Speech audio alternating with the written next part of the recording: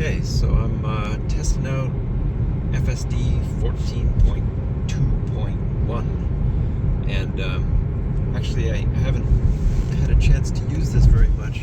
I was away for a bit, but now we're back, and we're looking at the 3D buildings feature. And you know, I guess at first I don't actually see what the value of this is. I know that they have something like this in the Google Maps or Waze or something like that, where you can see 3D buildings. I don't know. One thing I was thinking about was they could put, I mean, there already are cameras on Teslas that could record, you know, the world, basically streets, and then Tesla could build up a 3D model of the world, you know, with pictures on it. So over in this view, where we're looking at driving around, they could have, you know, a very realistic looking world that we're driving through eventually. Or there could be other purposes, like you know how Google Street Views is a feature that you can use to see, like, you know, my destination, where am I going, what's it going to look like when I'm getting there. And I'm thinking that Tesla probably pays Google for this information, but they wouldn't really need to, because they could have their own database. And I know that the Google Street View cars only drive around every couple of years, really. So you could have a much more up-to-date view of the world with a fleet of Teslas going around just recording information. And if I'm a bit of a paranoid person, it wouldn't necessarily only be visual data. They could go around with like a Wi-Fi detector and, you know, pick up open Wi-Fi networks or whatever else. So just interesting. Now we're getting into an area that has kind of bigger buildings. So does that help me see the value of this a little bit? It's kind of like on this view, I can see buildings that are not really visible because they're behind other buildings. Does that help? Like, if I'm trying to look for what see, at a certain point, they just go away.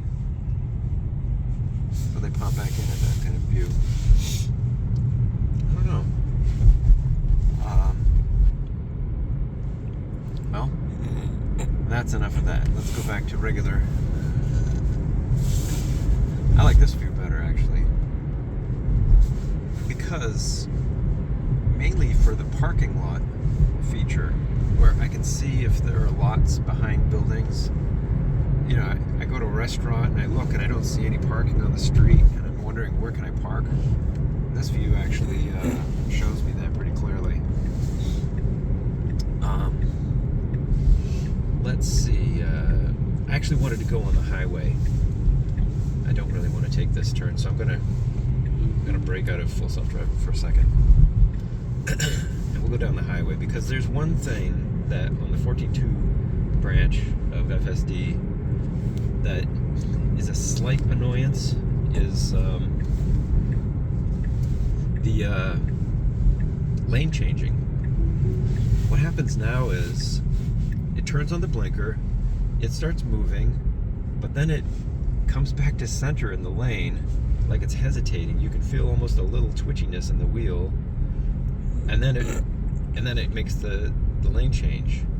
So the moment of this indecision, I'm wondering, like, are we going to change or are we not going to change? What's going on here? You know, in the earlier version, that wasn't a problem. So I hope they correct that. This is my first time driving 14.2.1 on the highway, so we'll figure out if it's an issue. I'm going to put it into Mad Max mode so we can get moving a little faster.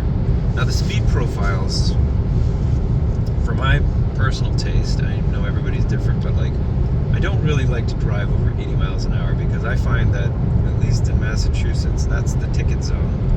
But if you keep it under 80, you're pretty safe. So the one time I did get a ticket in the last, I don't know, 10 years, I was doing like 82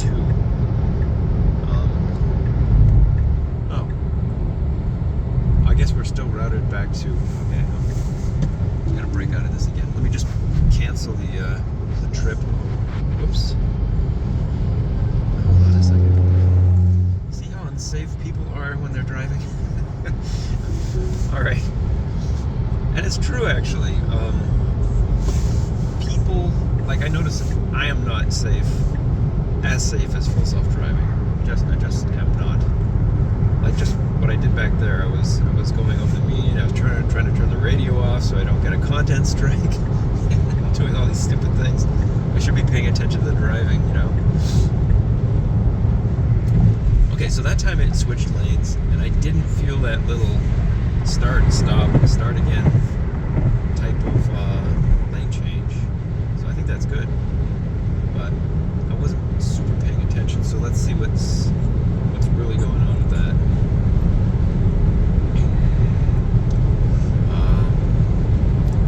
What else can we talk about? Oh yeah, I have statistics now. So it says 97% of my time since I've got this upgrade, I've been using full self-driving.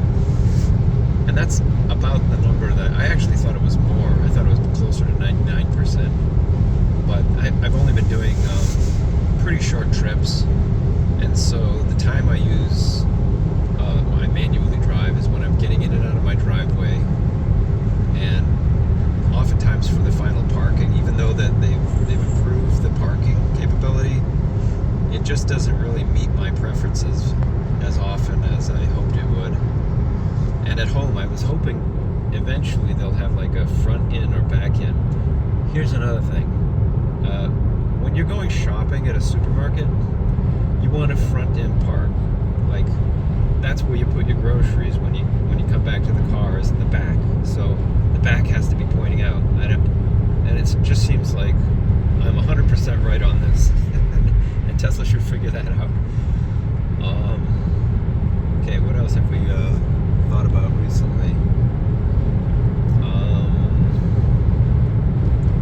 That's probably pretty much my whole brain dump for now.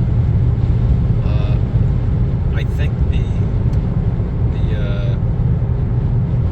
lane change issue's gone away, but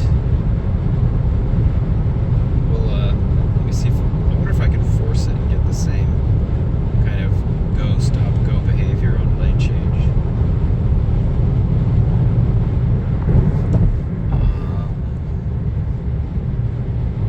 Yeah, this version is very comfortable. Oh yeah, so I was talking about the speed profiles before. And so Mad Max mode wants to go up to like 84 miles an hour. But hurry mode, the one below it, wants to stay at 75. And like, around here anyways, 75, you're slowing down traffic frequently. So I was thinking, is there a way to make Mad Max 80? Because all the other ones are 5 miles an hour difference. You know, basically sloth mode starts at the speed limit, and then chill is 5 above, and then standard is 10 above, and hurry is that's 15 total above. It seems like Mad Max should be 20 above. Is that right? 65 to 80? No, it's really a 15 mile an hour offset we're looking for. I don't know. It's just that the difference between hurry and Mad Max is too much. Alright, I'm going to force a lane change here and see what happens. And actually, we have the solid white line right now. So another thing I've noticed is it doesn't obey my lane change choice using the blinker as much as it used to. It's like, let's see if it does it now. I mean, I have the space, and it's just not going to do it. Like, I had to press twice, and now it's got to do underpassing and go underneath this guy. So, yeah, the blinker stuff, let's obey that a little more, and let's make sure we don't have this stop-start problem. And that's about it. I'm going to let you guys go. Thanks a lot. Bye.